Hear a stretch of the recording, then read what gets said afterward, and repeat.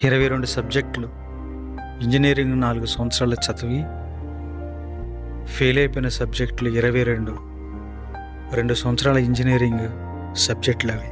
నా జీవితాన్ని నా ఇష్టానుసారంగా నేను వాడేసుకున్నప్పుడు నాకు మిగిలిన ఫలితం నా ఫెయిలర్, నా ఓటమి, నా జీవిత అంతం. నా జీవితాన్ని చూసుకుంటే నా మీద నాకే అసహ్యం. నేను ఓడిపోయానని, నా కుటుంబాన్ని కూడా ఓటమికి గురి చేశానని. నాలో నేను కలతపడుతున్నప్పుడు ఎన్నో రోజులు నిద్రలేని రాత్రులు గడిపాను. శాంతి నా జీవితం లేదు, మనశ్శాంతిని కోల్పోయాను. ఓడిపోయాను అనుకున్న ఆ సందర్భంలో క్రీస్తుని నమ్మాను, క్రీస్తుని తెలుసుకున్నాను, ఆయన మీద విశ్వాసం ఉంచాను.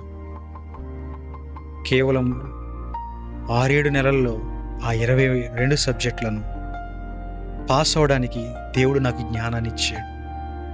దేవుడు ఆ క్యాపబిలిటీ నాకు అనుగ్రహించాడు. 6-7 నెలల్లో ఆ సబ్జెక్టులన్నింటినీ క్లియర్ చేశాను.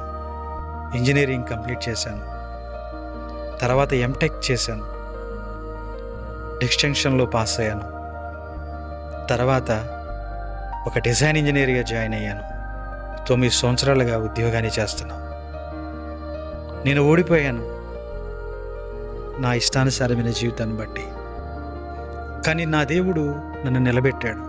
నా జీవితంలో ఈ సబ్జెక్టులు అవ్వని నేను అనుకున్నాను. నా జీవితం ముగిసిపోతుందని నేను అనుకున్నాను. ఇక నా జీవితం పోరాటం ఆగిపోయిందని నేను అనుకున్నాను.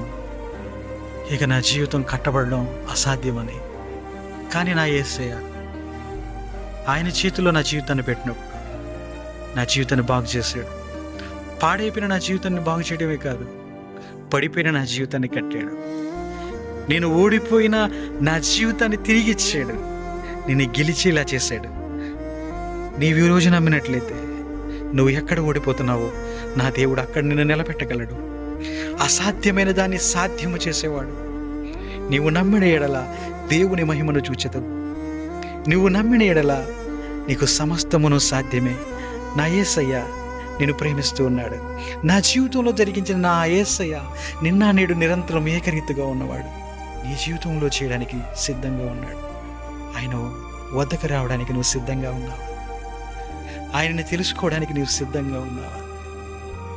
నువ్వు సిద్ధంగా ఉంటే నీ జీవితాన్ని నిలబెట్టడానికి ఆయన సిద్ధంగా ఉన్నాడు.